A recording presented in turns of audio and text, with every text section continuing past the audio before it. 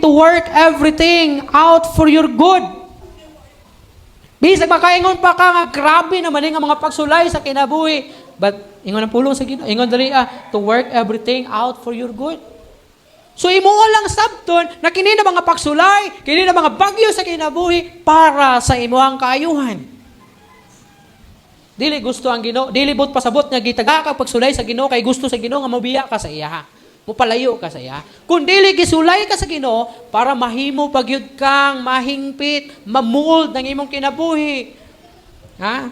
Mutubo pagyud ka, mahimong lig-on, mahimong madasigon. So kung ang imuhang interpretation o ang imong approach sa mga pagsulay kay mao ang pagbiya sa Ginoo, sa sugod pa lang, wala na yun kay faith sa Ginoo. Maybe wala yun si Kristo sa imong kinabuhi. Kaya nga naman, anong inana man ang imong approach na pag-abot sa mga pagsulay, talikod sa Ginoo. Nga dili man na mo ang gusto sa Ginoo. Si Job, nga sa diha miabot kaniya ang grabe nga uno sa kinabuhi, nitalikod ba siya? Wala.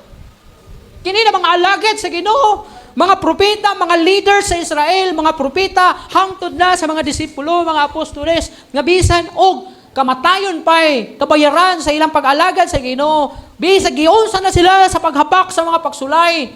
Italikod pa sila. Wala. Nipadayon sila tungod kay tinuod sila na mga anak sa Ginoo. Ang di lang mo padayon pag-abot sa mga pagsulay, katong mga dili anak sa Ginoo. Sama sa gingon sa prayer meeting bitaw na mamuyboy pa hinuon sa Ginoo. Sige man kung simba diha Ginoo nya. Sige ko pagamit sa imo nganong naaman ni na mga pagsulay, may pagdi na lang ko mo simba. Igsuon sa sugod pa lang. Wala na jud kay Ginoo sa imong kinabuhi. Pakitang tao ratanan ang imong pag-alagad sa Ginoo. Siguro katong gingon sa Bible na nag-alagad ka para sa imong kaugalingon o para sa mga tao. Dili para sa Ginoo. Walang pag-abot sa mga pagsulay, dayong palikod, dayong biya o dayong palayo sa Ginoo.